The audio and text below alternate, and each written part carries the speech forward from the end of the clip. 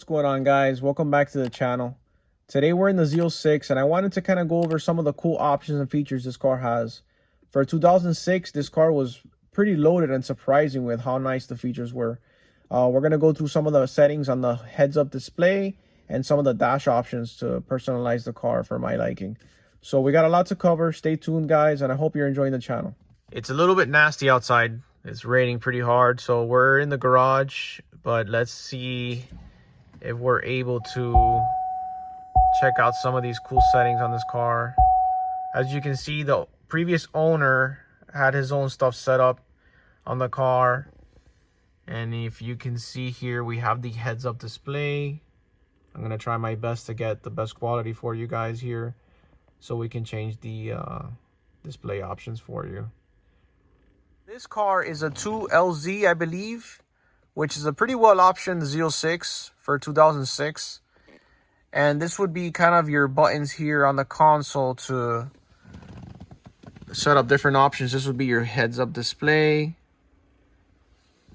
And then for your track settings and modes, it would be here where your traction control button and all that stuff is at. All right, guys, so let's start off with the heads-up display. So right here to the top button on your left of the steering column, that would be your heads-up display. So we got a mile an hour for your basic setup. And then if you go to a track mode, you got a nice RPM gauge, mile an hour, your G gauge, and your temperature gauge, which is super nice. It's unbelievable for a 2006 to be having these nice features. And then a track mode 2, which is even nicer.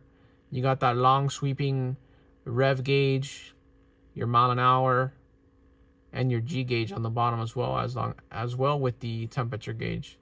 So actually really cool features on this car for that 2006 year.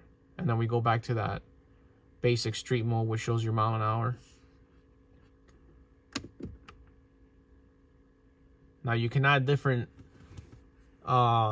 gauges and stuff like that as well. You can have just your mile an hour and your sweeping RPM gauges, which is actually really cool. It's the first time I actually see this. Pretty cool. So these buttons here on the left console, actually you can move your heads-up display up or down, or you can dim it to actually make it disappear so you don't see it, essentially turning it off. Another great option. Some people are not really into the heads-up display, so everybody's got their own taste, but I personally love it. It does not bother me. I think it's a great feature to have, especially if you're gonna race your buddies and you don't want to be looking at the gauge cluster straight ahead. So it's definitely a nice option to have, and it's unbelievable for this car in 2006 to be having all these features. So for the other options here, you have on the right side of the steering column, you have this set of buttons here.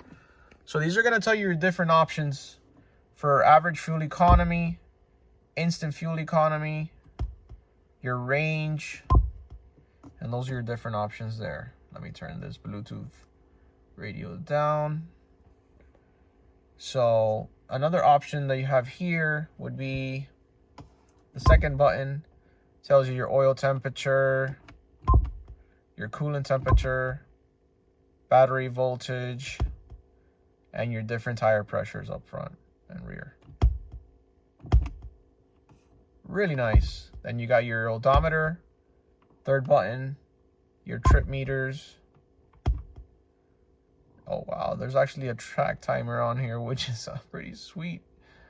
This car just impresses me every time I get in it. It's unbelievable. Your average speed and your oil life. Your bottom options here are where you're actually able to change your speedometer and your gauges from kilometers to miles per hour if you want to do that. You got your different approach lights, twilight, flash, and unlock. So you got a bunch of different options here. Your key fob reminders, so just in case if you leave your keys inside the car, it will honk. Really nice. And then you got your silent door locking, so just in case if you come home late and you don't want to wake the family up when you honk, when you lock the doors, it won't honk. So it's honestly a really, really nice feature. So here's where you can go and personalize the car. So we can change, whoops.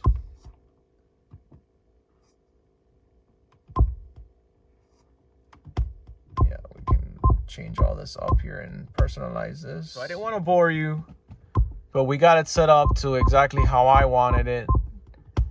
So we took out Frank's stuff and we put Dude Sedan. Now it's looking fresh. Looks just like how I would want it.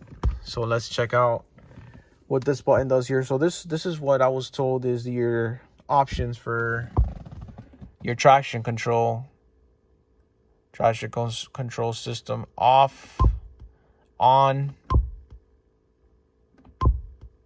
competitive mode, traction system and active handling on, traction system off.